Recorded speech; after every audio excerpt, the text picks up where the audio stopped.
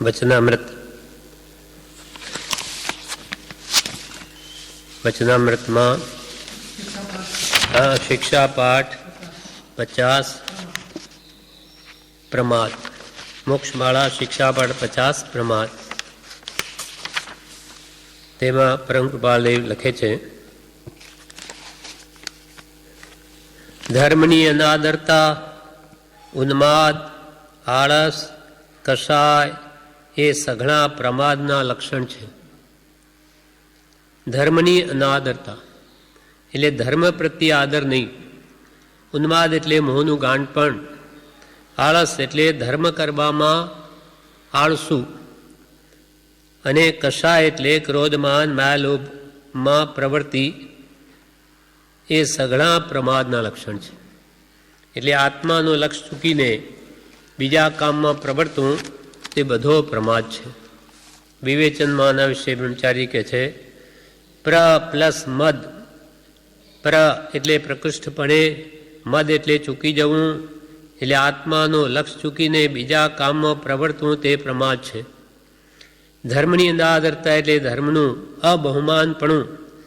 એટલે ધર્મ સારો છે એ ભાવ નહીં, તે અનાદરપણું. ઉન્માદ એટલે અત્યંત બેદરકારી. ધર્મની કંઈ પડી જ ન હોય, છકી ગયો હોય તે ઉન્માદ. આળસ એટલે ધર્મ કરવામાં આળસ. ધર્મ કોણ કરે? ધર્મ કરવા આવ્યો હોય તોય આળસ કરે. અને કષાયમાં પ્રવર્તે એ બધા લક્ષણો પ્રમાદને સૂચવે છે. આ પ્રમત્ત ભાવે આ જીવનું ભૂંડું કરવામાં કાંઈ પણ ન્યૂનતા રાખી નથી. અનાદિકાળથી પ્રમાદને બસ આ જીવ રઝળ્યો છે, છતાં પણ આ જીવને નિજીતનો ઉપયોગ નથી. એ જ અતિશય ખેદકારક છે. એટલે કૃપાલદેવ વિસ્તારથી આ પાઠમાં સમજાવે છે કે પ્રમાદ એ મહારીપુ છે, મહાન શત્રુ છે આપણો. એવો જીવનો અનાદિથી આળસુ સ્વભાવ છે કે ઊભો હોય તો બેસી જાય, બેસ્યો બેઠો હોય તો સૂઈ જાય. વિષય કસાયમાં એને આનંદ આવે, પર પરમાર્થ આત્મિત કરવામાં એને કંટાળો આવે છે. એ પ્રમાદ છે. આત્મા સિવાય બધી કંઈ પણ પ્રવૃત્તિ તે બધો જ પ્રમાદ છે. ભગવાને ઉત્તરાધ્યન સૂત્રમાં ગૌતમને કહ્યું, હે ગૌતમ, મનુષ્યનું આયુષ્ય ડાબની અણી પર પડેલા જળના બિંદુ જેવું છે. જેમ તે બિંદુને પડતા વાર લાગતી નથી, તેમાં મનુષ્ય આયુ જતા વાર લાગતી નથી. ઉત્તરાધ્યન સૂત્ર ભગવાનનો અંતિમ ઉપદેશ. 36 કલાક ભગવાને લગાતાર દેશના આપી તે ઉત્તરાધ્યન સૂત્ર બની ગયું. તેમાં ભગવાન મહાવીર સ્વામી ગૌતમને કહે છે, હે ગૌતમ, મનુષ્યનું આયુષ્ય ડાબની અણી પર પડેલા જલના બિંદુ જેવું છે. ડાબ એટલે ઘાસ. ઘાસની અણી ઉપર જેમ ઓસ પડે, ઝાકળ, હા, એ ઝાકળના બિંદુ ક્ષણ માત્રમાં હવા આવે કે તડકો આવે સુકાઈ જાય અથવા પડી જાય. હે ગૌતમ, મનુષ્યનું આયુષ્ય ડાબના અણી પર પડેલા જલના બિંદુ જેવું છે. જેમ તે બિંદુને પડતા વાર લાગતી નથી. એટલે ઝાકળના બિંદુને પડતા વાર લાગતી નથી. ઝાડના પાકેલા પીળા પાન જેવું. પીળું પાન ક્યારે ખરી જાય કહેવાય નહીં.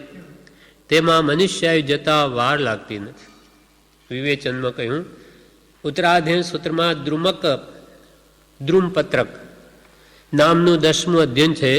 તેમાં તેની પહેલી ગાથામાં ઝાડનું પાકું પીળું પાન પડતા વાર લાગતી નથી. અને બીજી ગાથામાં ડાબની અણી પર પડેલા જલના બિંદુને જેમ પડતા વાર લાગતી નથી, તે મનુષ્યનું આયુષ્ય પૂર્ણ થતાં વાર લાગતી નથી એમ કહ્યું છે. કેમ કે કોઈ ઘરમાં જ મરે, કોઈ જન્મતા મરે, કોઈ બાળપણ, યુવાન, વૃદ્ધ થઈને મરે, કોઈ નિયમિતતા જ નથી. પણ જન્મે અવશ્ય મરી જાય, નિયમ છે. એટલે કે જે ક્ષણિક જીવન છે, શીઘ્ર આત્મિત કરી લો. અને પ્રમાદમાં જો વખત ચાલ્યો ગયો તો આ અમૂલ્ય માનવદેહ વૃથા ચાલ્યો જશે. હવે કૃપાલદેવ આગળ કહે, એ બોધના કાવ્યમાં ચોથી કડી સ્મરણમાં અવશ્ય રાખવા યોગ્ય છે. સમયમ ગોયમ મા પમાય. હે ગૌતમ, એક સમય માત્રનો પણ પ્રમાદ ન કર. એ પવિત્ર વાક્યના બે અર્થ થાય છે. એક તો હે ગૌતમ, સમય એટલે અવસર પામીને પ્રમાદ ન કરવો, અને બીજો એ કે મેષાનું મેષમાં ચાલ્યા જતા અસંખ્યાત્મા ભાગનો જે સમય કહેવાય છે તેટલો વખત પણ પ્રમાદ ન કરવો. સમયમ ગોયમ મા પમાય, ગોયમ એટલે ગોયમાં, હે ગૌતમ સમયમ મા પમાય, સમય માત્રને પમા કર્મા પ્રમાદ, પમા એટલે પ્રમાદ કર્મા. સમય એટલે એક તો અવસર પામીને, હવે અવસર આવ્યો પ્રમાદ કર્મા એટલે ચૂકીશ નહીં, મોક્ષનું કામ કરી લે.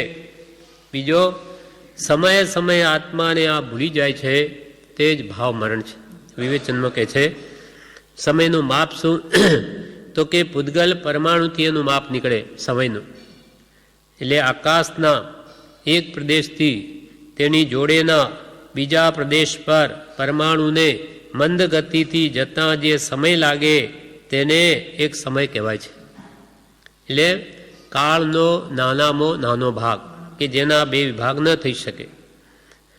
ગોયમના અર્થ કર્યા છે બ્રહ્મચારીજી અહીંયા. ગો એટલે મન, યમ એટલે ઇન્દ્રિયોનો સંયમ રાખનાર એવા શ્રી ગૌતમ.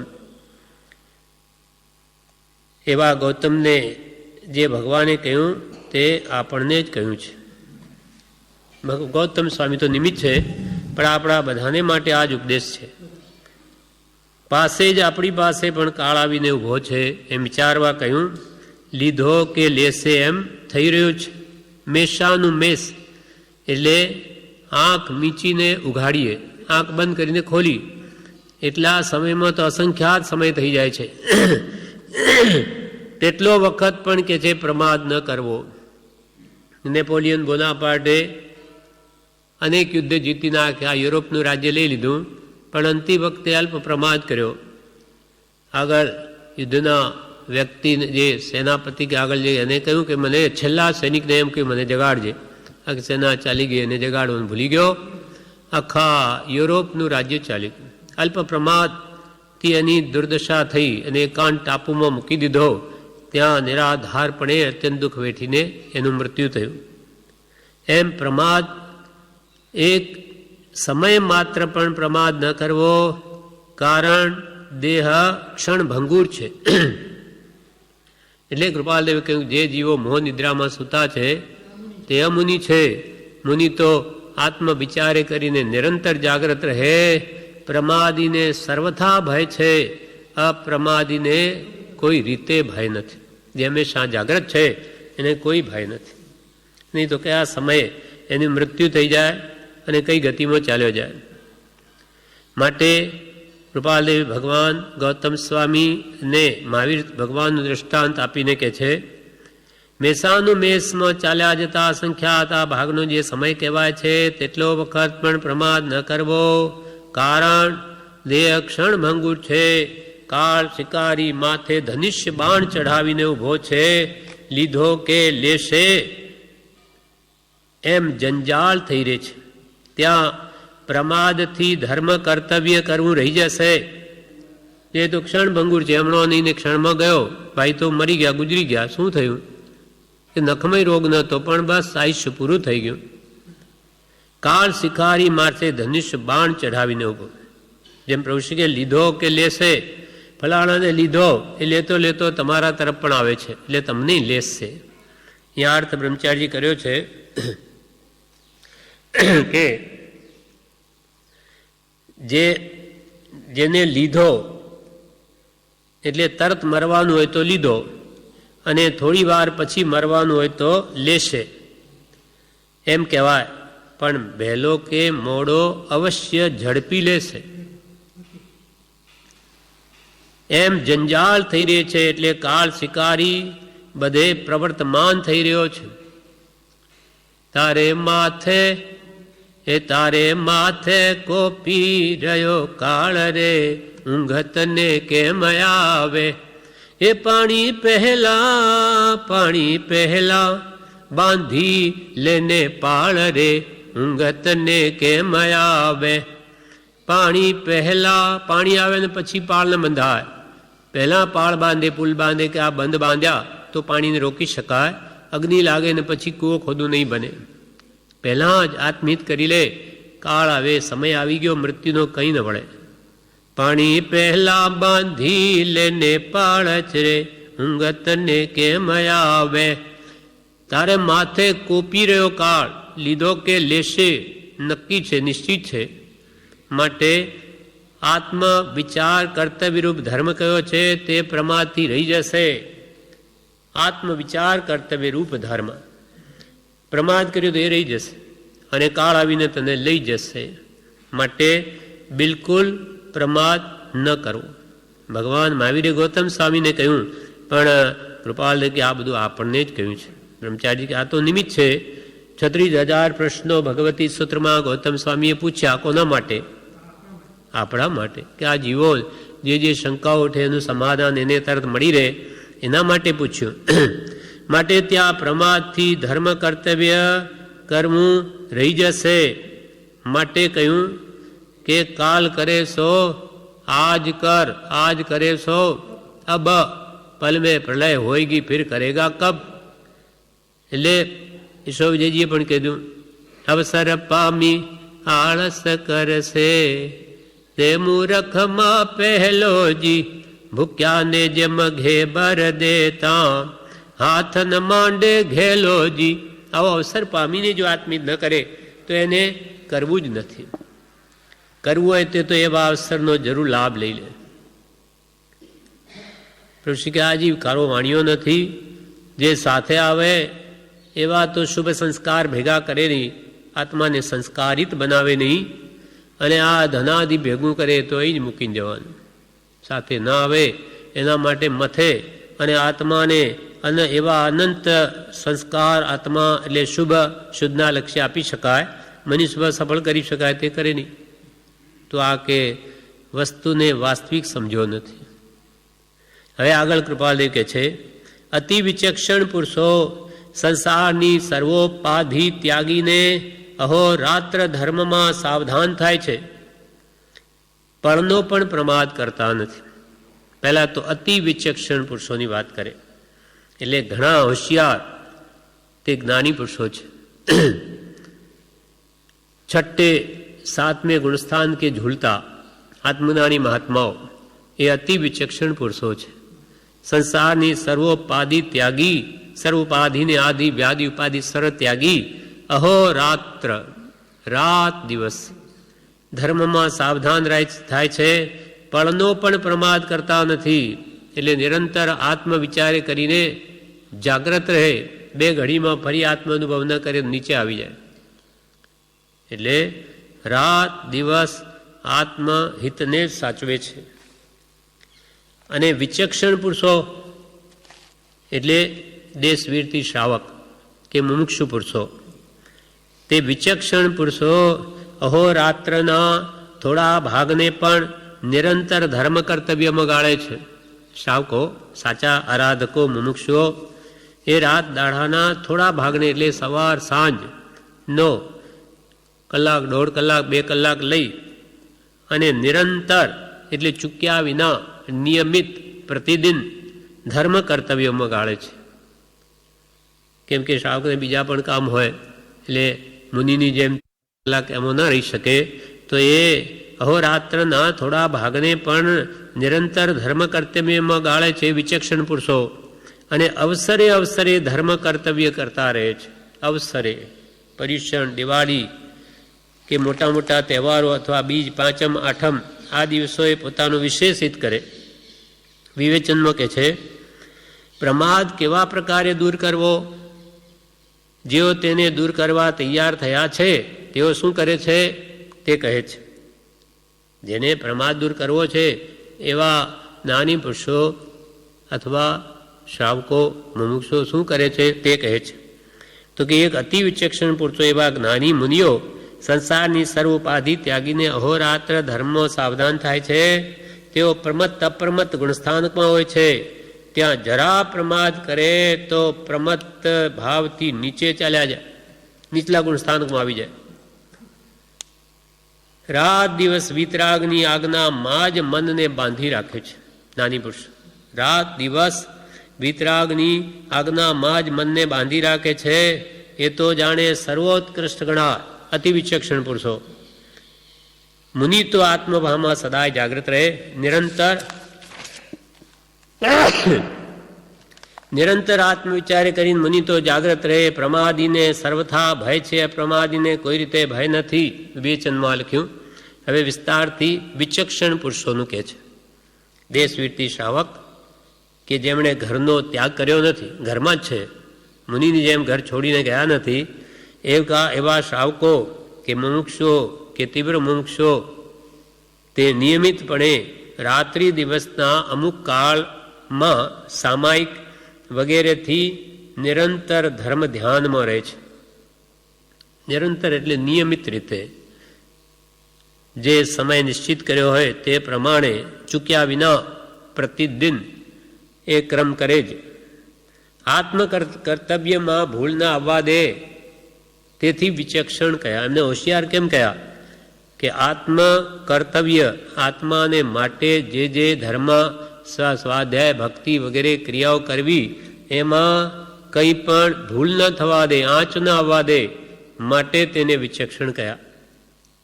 તે અવસરે એટલે કે મહાપુરુષોએ જે જ્ઞાન પ્રાપ્તિ અર્થે આઠમ, ચૌદસ, બીજ, પાંચમ, આઠમ, ચૌદસ, 11 વગેરે તિથિઓ નિશ્ચિત કરી છે, તે કે પર્યુષણ પર્વ કે દિવાળી પર્વ કે જ્ઞાન પાંચમી વગેરે પર્વો નિયત કર્યા છે, તે પર્વ દિવસોમાં સામાયિક કરે, પ્રતિક્રમણ કરે, પૂજન કરે, ભક્તિ કરે, વાંચન કરે, એ વગેરે જે ક્રિયાઓ ઉપદેશી છે તેમાં જાગ્રત ઉપયોગે જેટલો સમય મળે તેટલામાં તે ક્રિયા ઉલ્લાસ અને આનંદપૂર્વક કરે છે.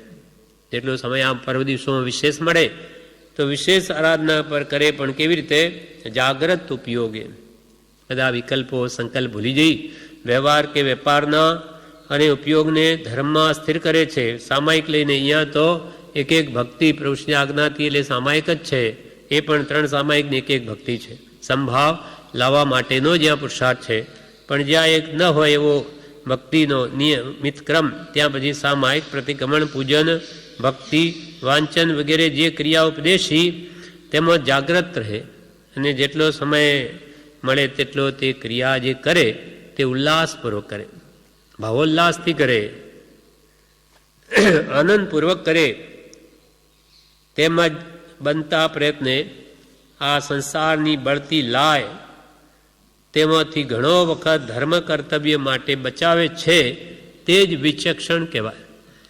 સંસારમાં સર્વત્ર બળતરા છે, એ બળતરામાંથી, ત્રિવિધ તાપાગ્નિમાંથી પોતાના આત્માને બચાવી જે સવાર, સાંજ, બપોર આવી ધર્મક્રિયામાં જે સમય ગાળે તે શ્રાવકોને વિચક્ષણ કયા. અતિ વિચક્ષણ નાની પુરુષો હવે અને અવસરે ધર્મ કર્તવ્ય કરતા રહે છે.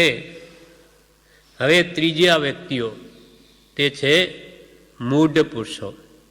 અતિ વિચક્ષણ પુરુષો, વિચક્ષણ પુરુષો, હવે મૂઢ લોકો, મૂઢ, મોહ મૂઢ કહો.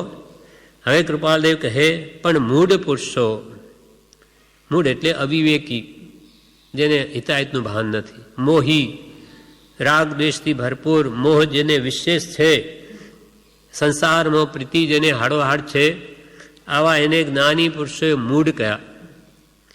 પણ મૂઢ પુરુષો નિદ્રા, આહાર, મોજ શોખ અને વિકથા તેમજ રંગરાગમાં આયુ વ્યતીત કરી નાખે છે.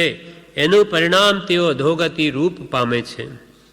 આવા મૂઢ લોકો એટલે જેને મોહ વિશે, તેથી ધર્મ પ્રત્યે મૂઢ, બેભાન જેવા છે, ધર્મની જેને કંઈ પડી નથી, તેઓને સમયની કંઈ પડી નથી.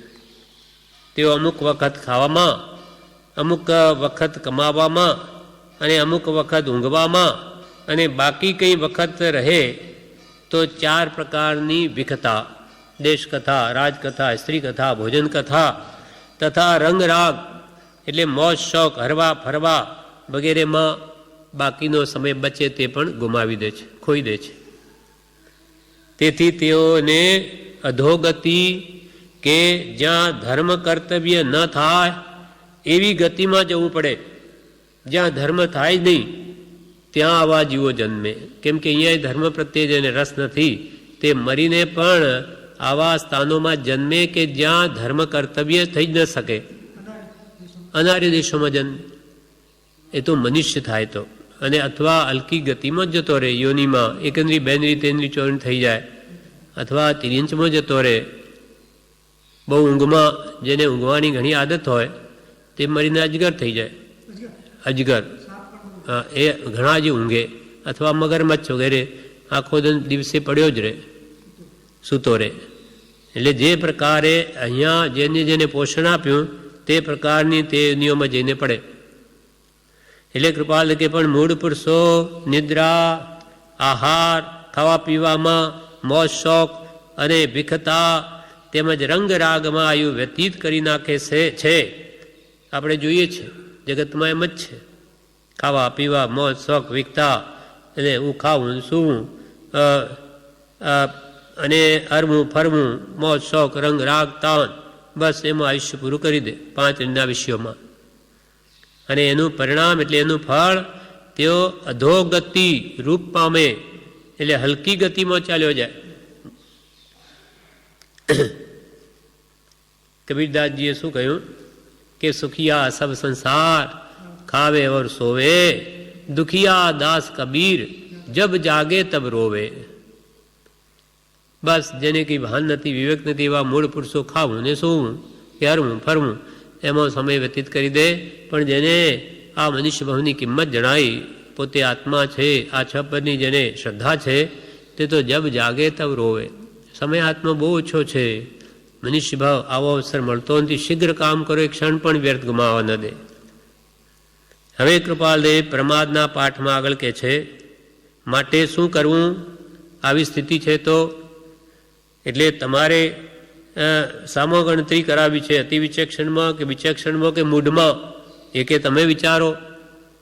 તમને પણ કે વિચક્ષણ બનવું હોય, નાની તો આગળ વાત અલગ છે, પણ શ્રાવકના તો ધર્મ જો આવે તો કે જેમ બને તેમ યત્ના અને ઉપયોગથી ધર્મને સાધ્ય કરવો યોગ્ય છે.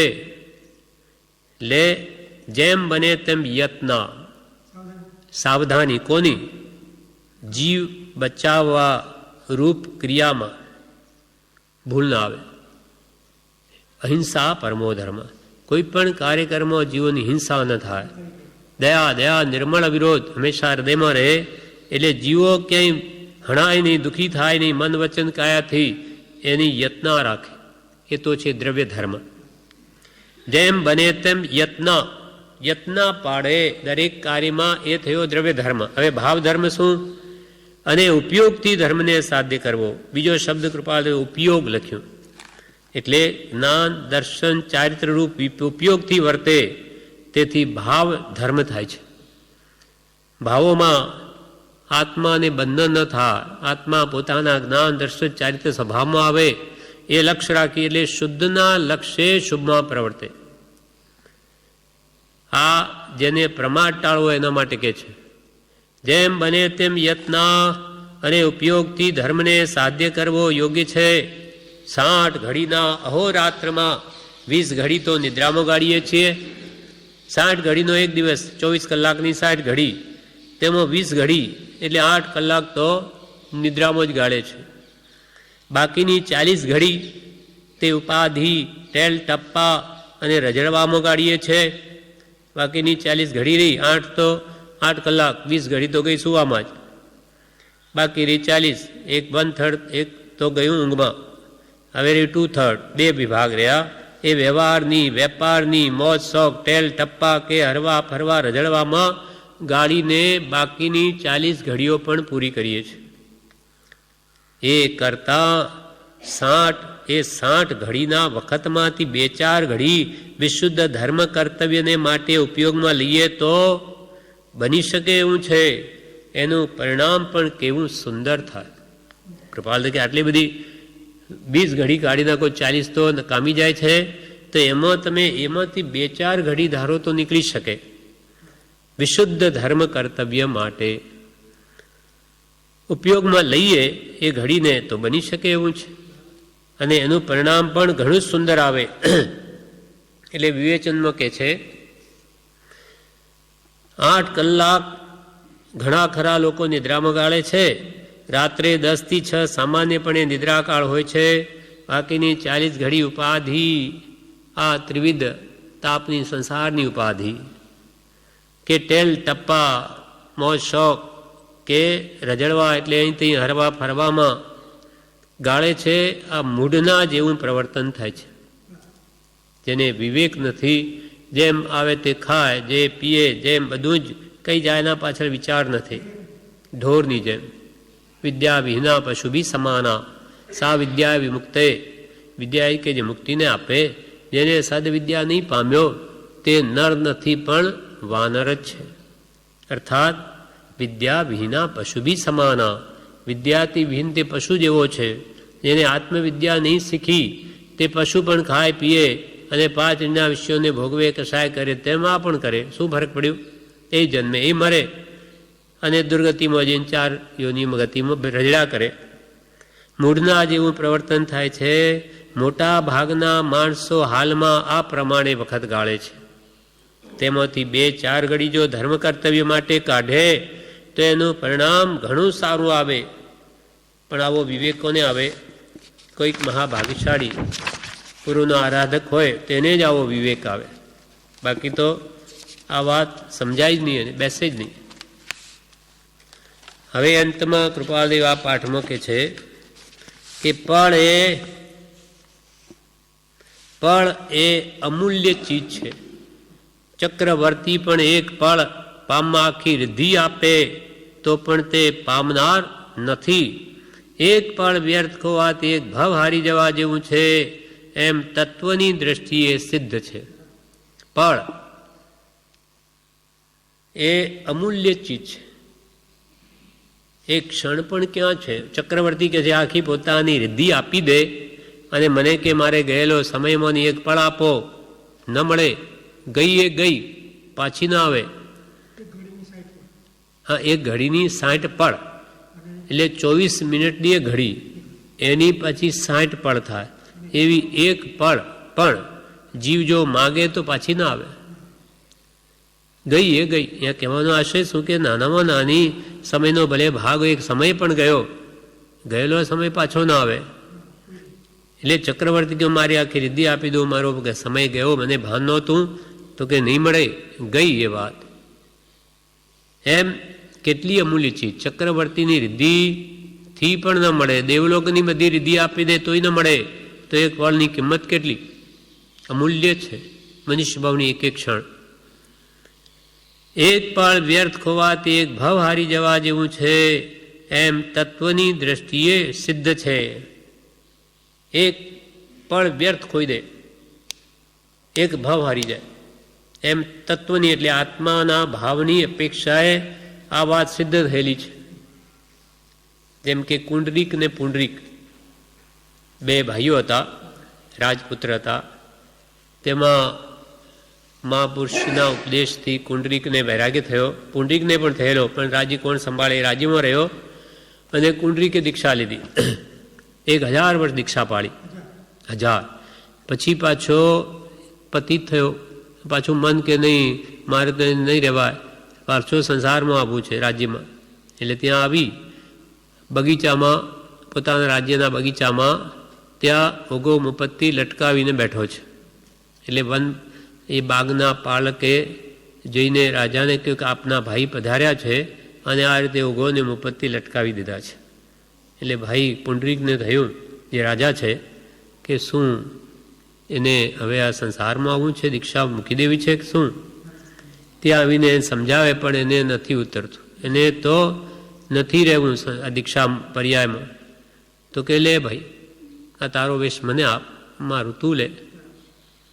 એ રાજ્યનો વેશ એને આપે, પોતે કપડાં મુનિના પહેરી લીધા. અને જ્યાં સુધી ગુરુના દર્શન ન કરું ત્યાં સુધી હું ભોજન કે અન્ન કે પાણી પણ નહીં લઉં, એવો રાજાએ અભિગ્રહ કર્યો. હવે રાજા કોઈ દિવસ કોઈ વ્રત તપ કંઈ કરેલા નથી. અને આ બાજુ પેલો ઘરે આવ્યો, રાજાનો વેશ પહેરીને કુંડરીક રાજમહેલમાં. ત્યાં જાણે કોઈ દિવસ ખાવાનું નહીં મળ્યું એમ બહુ ખાધું, ખૂબ ખાધું. તો રાત્રે ઝાડાને ઉલટી થવા લાગ્યા. પણ ચારિત્રથી ભ્રષ્ટ થયેલો જાણી કોઈ સેવકો એની પાસે આવ્યા નહીં કે આ તો 1000 વર્ષ દીક્ષા પાડીને છોડી નહીં આવ્યો છે, વ્રત ભાંગીને. એટલે કોઈ એનું સામું જોઈએ નહીં. એટલે એના મનમાં કેવા ભાવ થયા એવા ભાવ કે હવે જોઈ લઈશું કાલે સવારે, આ રાત જવા દે, બધાને જોઈ લઈશ, ફાંસીએ ચડાવી દઈ, મારી નાખીશ. એવા ભયંકર રૌદ્ર પરિણામથી એ કરતાં કરતાં આવા ભાવોમાં જ એનું આયુષ્ય પૂરું થયું, એનું મૃત્યુ થઈ ગયું. મરીને ક્યાં ગયો? 7મી નરકે. 1000 વર્ષ દીક્ષા પાળ્યાનું ફળ આ કાઢ્યું. હવે એક પલમાં એના ભાવ કેવા બદલાઈ ગયા? 7મી નરક આવી ગઈ. એટલે તત્વની દ્રષ્ટિએ એક પળ વ્યર્થ ખોવાથી એક ભાવ હારી જવા જેવું છે. એક ભાવ તો શું, આ તો હવે ભવો ભાવ હારી ગયો. હવે નરકમાંથી ક્યારે પાર આવે, આવીને કઈ ગતિઓમાં ક્યારે એનો ઉદ્ધાર થશે? એમ તત્વની દ્રષ્ટિએ સિદ્ધ છે. એટલે આત્માના ભાવની દ્રષ્ટિએ, તત્વની દ્રષ્ટિએ આ વાત સિદ્ધ છે કે આવી રીતે કોઈ નિમિત્તે ભાવ બગડી જાય તો એની ભયંકર દુર્ગતિ થઈ જાય.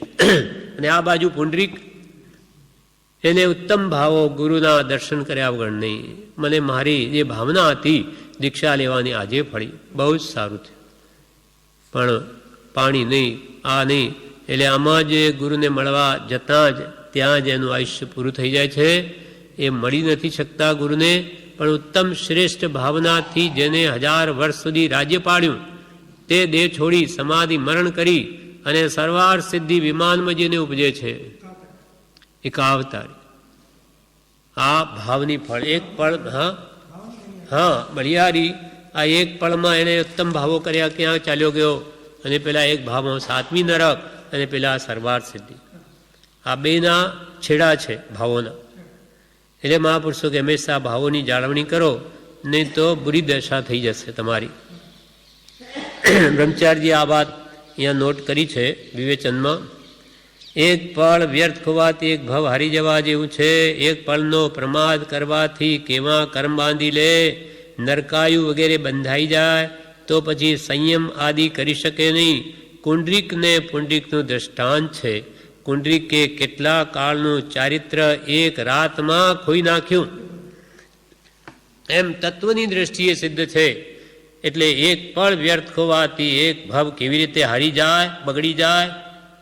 તો કે એક પળમાં જ ખોટો નિર્ણય કરે, તેથી ભાવ હારી જાય.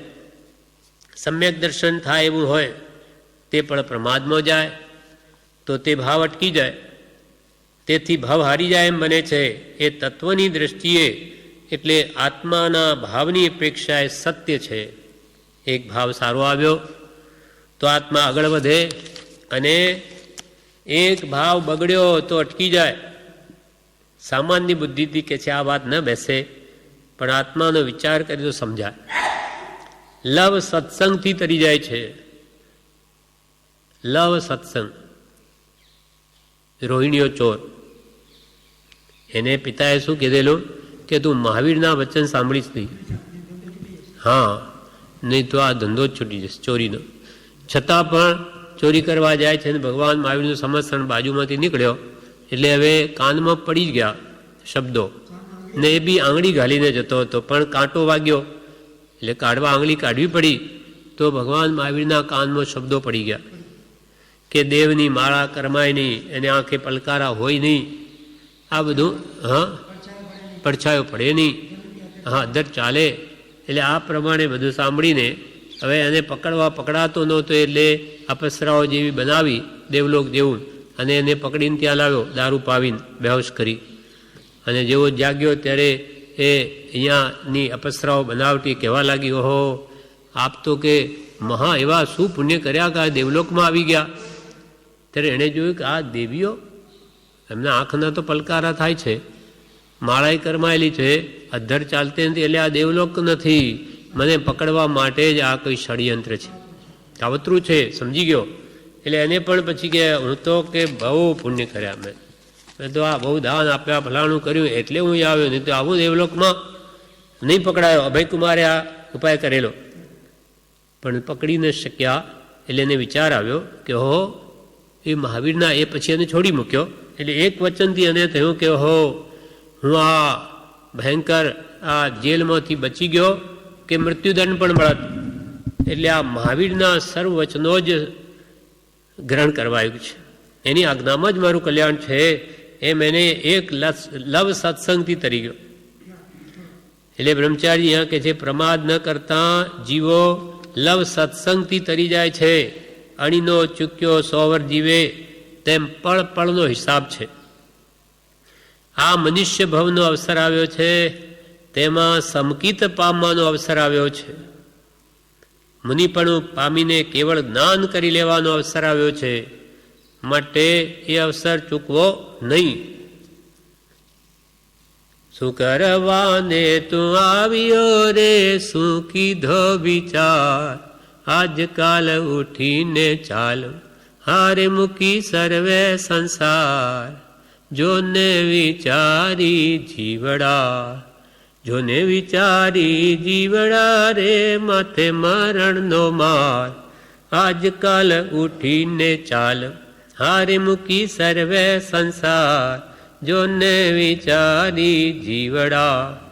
એટલે આવો અમૂલ્ય માનવદેહનો સમય સમકિત પામવાનો અવસર છે. કેમ કે સમ્યક દર્શન એની અહીંયા અનુકૂળતા બહુ જ વિશેષ છે. અને મુનિ પણ તો અહીંયા જ આવે. સંયમ એ કોઈ દેવલોક કે તિર્યન કે નરકમાં નથી. તો મુનિ પણ પામીને કેવળ જ્ઞાન પ્રગટાવીને મોક્ષ મેળવવાનો સમય પણ આ છે, માટે અવસર ચૂકવો નહીં. અવસર બેર નહીં આવે. શું કરવા આવ્યો છે ને શું કરે છે એ વિચારી પ્રમાદ તજવો. વિવેચનમાં કહે છે, શુદ્ધ ભાવ થવાના કારણરૂપ શુભ ભાવ જેથી થાય તે વિશુદ્ધ ધર્મ કર્તવ્ય છે. શુદ્ધ ભાવ થવાના કારણરૂપ શુભ ભાવ વડે મન શુદ્ધ કરો, તેમ શુદ્ધ ભાવ થવાના કારણરૂપ શુભ ભાવ જે વડે થાય તે વિશુદ્ધ ધર્મ કર્તવ્ય છે. તેમાં કાળ ગાળતા શુદ્ધ ભાવ પ્રાપ્ત થાય તો તે પણ અમૂલ્ય છે. એટલે શુભમાં ભક્તિ સત્સંગમાં નિરંતર વર્તતા આત્માને જ્યારે શુદ્ધ ભાવની પ્રાપ્તિ થાય તો તે પણ અમૂલ્ય છે. એથી આત્મા આગળ વધતા મોક્ષ પામે, અને પ્રમાદ કરે તો તે ભાવ અટકી જાય. પુરુષાર્થ કરે આ મનુષ્ય ભાવમાં સત્પુરુષના ઉપદેશથી તો મોક્ષ પામે, અને પ્રમાદ કરે તો જે ભાવ આવ્યો હોય તે અટકી જાય. એક પળ પ્રમાદ કરીએ અને તે જ વખતે જો આયુષ્ય બંધાય તો નીચી ગતિ બંધાય, અને પછી પડતા નિગોજ સુધી પહોંચી જવાય. માણસ એકવાર ગબડ્યો, પહાડ પરથી ધીમે ધીમે ઠેઠ તળિયે આવી જાય. એમ પ્રમાદ જો માણસ કરે અને એ વખતે જો એનું આયુષ્ય બંધાઈ ગયું તો નીચ ગતિમાં ચાલ્યો જાય, અને પછી પડતો એકદમ નીચે આવી જાય. અને આયુષ્ય કયા વખતે બંધાય તે તો આપણને ખબર નથી. માટે આપણી દરેક પળ નાનીની આજ્ઞાએ ગળાય તો અધોગતિએ ન જવાય. જેમ ટપાલી કોઈ પણ કાગળ છાપ માર્યા વગર જવા ન દે, તેમ આપણે પણ દરેક પળમાં સ્મરણની છાપ મારી જ લેવી કે જેથી પછી પસ્તાવાનું ન થાય. બ્રહ્મચારી કે ટપાડીઓ એક પણ ટપાલ છાપા માર્યા વગર જવા ન દે, તેમ આપણે એક પણ સમયની પળ સહજાત્મ સ્વરૂપ પરમગુરુ એ સ્મરણની છાપ માર્યા વગર કે નહીં જવા દેવી. એટલે આપણે પણ દરેક પળમાં સ્મરણની છાપ મારી જ લેવી કે જેથી પછી પસ્તાવાનું ન થાય. આવી રીતે ઉત્તમ પળોનો સદુપયોગ કરી લીધો હોય તો એને પસ્તાવાનું રહે જ નહીં. સમય બરબાદ કર્યો તો એને દુઃખ થાય, સમયનો બરોબર સદુપયોગ કર્યો તો એને કોઈ દુઃખ નહીં થાય. એટલે આ પાઠ પૂરો થયો. એમાં આપણને પરમ કૃપાળુ દેવે કહ્યું કે પ્રમાદ કદી કરવો નહીં. ધર્મની અનાદરતા, ઉન્માદ, આળસ, કસા એ બધા વિષય કસા બધા પ્રમાદના લક્ષણ છે. અથવા આત્માનો લક્ષ્ય ચૂકીને કોઈ પણ ક્રિયા કરવામાં આવે તે બધો જ પ્રમાદ છે. ભગવાને ગૌતમ સ્વામીને એ સંબંધી ઘણો જ ઉપદેશ આપ્યો. એ ગૌતમ એક સમય માત્રનો પ્રમાદ કરીશ નહીં, કેમ કે આયુષ્યના કંઈ ભરોસા નથી. જેમ કાળ શિકારી હોય, ધનુષ બાણ ચડાવીને ઊભો હોય, એ મારે હમણો એને તૈયારી જ કરેલી હોય બાણ ચઢાવીને, તેમ કાળ શિકારી આપણી માથે બાણ ચડાવીને ઊભો જ છે. ક્યારે આપણને ત્યાંથી લઈ લેશે નક્કી નથી. એમ જાણીને અતિ વિચક્ષણ પુરુષો, જ્ઞાની પુરુષો રાત દાડો ધર્મ ધ્યાનમાં લીન થાય છે. વિચક્ષણ એવા શ્રાવકો પણ થોડા ભાગને પણ દિવસમાં કાઢીને નિયમિત રીતે ધર્મ ધ્યાન કરે અને અવસરે અવસરે વિશેષ લાભ લે છે. પણ મૂળ અજ્ઞાની જીવો તો ખાવું પીવું હરવું ફરવું એમ કરી મરીને દુર્ગતિમાં ચાલ્યો જાય છે. માટે આપણને કહે છે કે યત્ના અને ઉપયોગથી ધર્મ સાધ્ય કરવો. 60 ઘડી છે એમાંથી 2, 5, 10 ઘડી જો આત્માર્થે ગાળો તો કેવું સુંદર થાય. એનું પરિણામ ઘણું જ શ્રેષ્ઠ આવે અને તમારો આત્મા સર્વ દુઃખથી મુક્ત થઈ અને મોક્ષે ચાલ્યો જાય, મુક્ત થઈ જાય સર્વ દુઃખથી. માટે કે છે પળ મનુષ્યની ઘણી જ અમૂલ્ય છે. આખી રિદ્ધિ આપે ચક્રવર્તી તો એને મળે. એક પળ વ્યર્થ ખોવાથી એક ભવ હારી જાય, ખોટા નિર્ણયો થઈ જાય, દુર્ગતિ થઈ જાય, તે વખતે આયુષ્ય બંધાઈ જાય તો નીચ ગતિએ ચાલ્યો જાય હલકા ભાવો રહેતો અને પછી પડતો પડતો નિગોદમાં ચાલ્યો, અનંત કાળે પાર ના આવે. અને આ કુંડિક પુંડિકનું દૃષ્ટાંતની વાત કરી. આ પ્રમાણે પ્રમાદ એ મહાશત્રુ છે એમ જ્ઞાની પુરુષો કહે છે. એટલે પ્રમાદમાં શું પડ્યા રહ્યા છો, અમૂલ્ય અવસર ભાળો.